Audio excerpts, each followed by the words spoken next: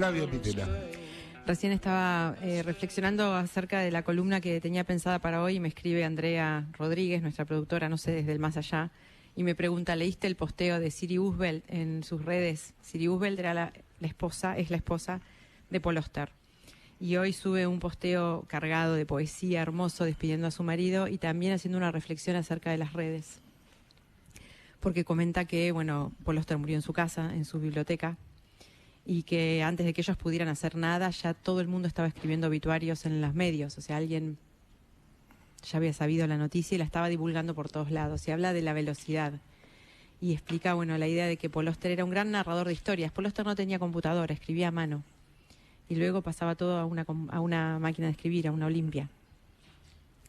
Y ese ritmo que él tenía para escribir es el ritmo que uno lee en sus novelas, hasta la última que escribió.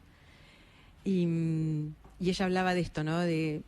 Me comentan mis amigos, las redes, la inteligencia artificial, pero fueron personas las que divulgaron la muerte antes de que yo pudiera decirle al mundo, a mis amigos, a mi familia, murió Paul.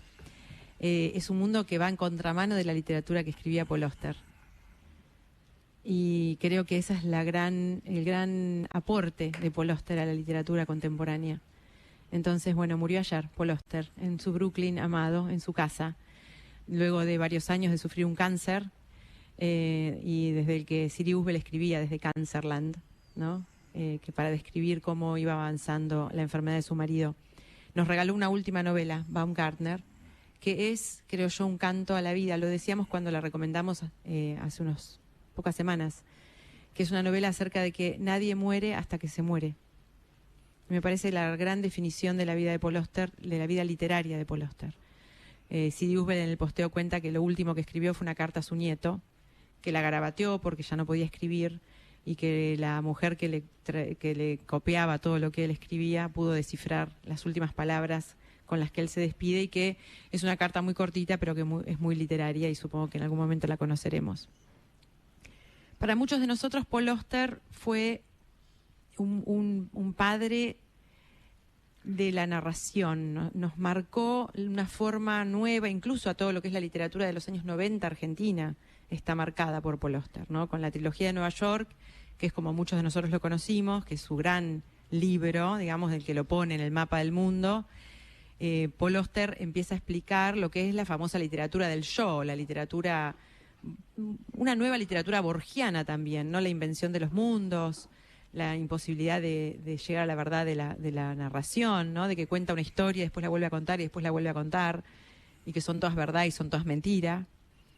Pero también es un gran autor de autoficción, ¿no? La invención de la soledad sea tal vez Librazo. El mejor libro que se haya escrito sobre la muerte del padre, ¿no? Uh-huh. Si todos queremos llorar a nuestros padres, lo mejor que podemos hacer es leer La invención de la soledad.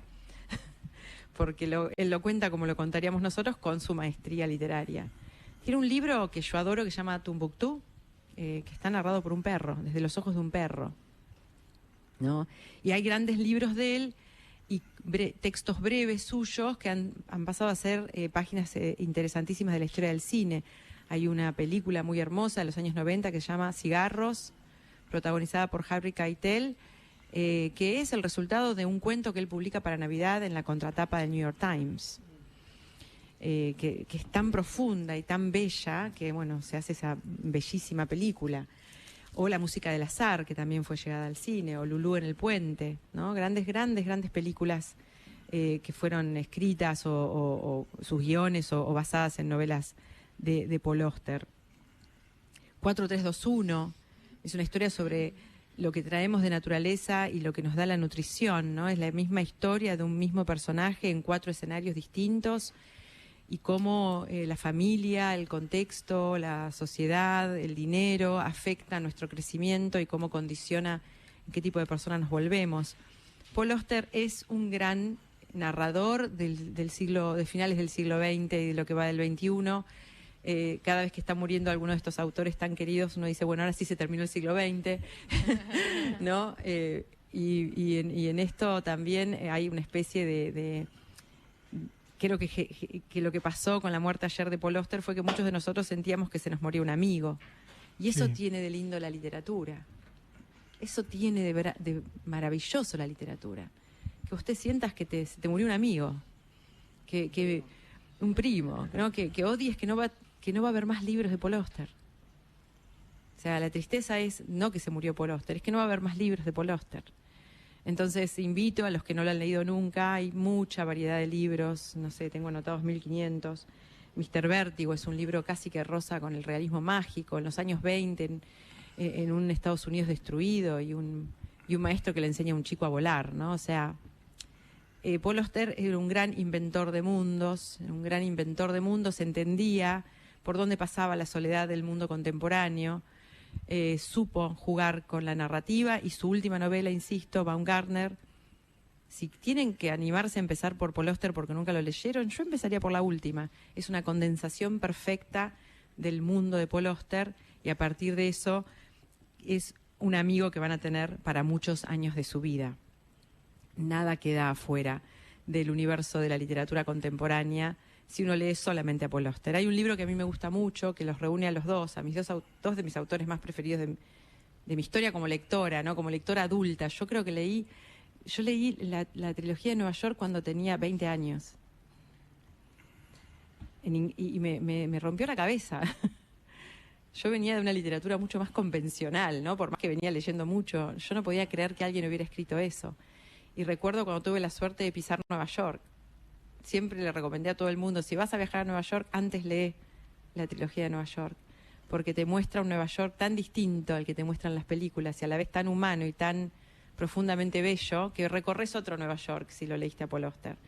Hoy Brooklyn está de luto. Nadie escribió a ese barrio tan bien como él, que lo caminaba a diario y lo amaba profundamente. Y estamos de luto muchos lectores del mundo que sentimos que se nos fue un amigo, un hermano, alguien que nos escribió la literatura más bella durante un tiempo muy largo, siempre con mucha consistencia, siempre con mucha variedad, siempre con un gran compromiso con el lector. Él te hablaba, nos hablaba, en sus novelas le hablaba mucho al lector, le hacía guiños.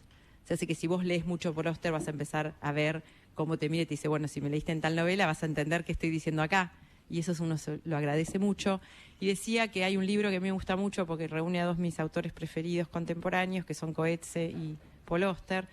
Lo presentaron en la Feria del Libro, cuando fue, se llama Aquí y Ahora, son sus cartas.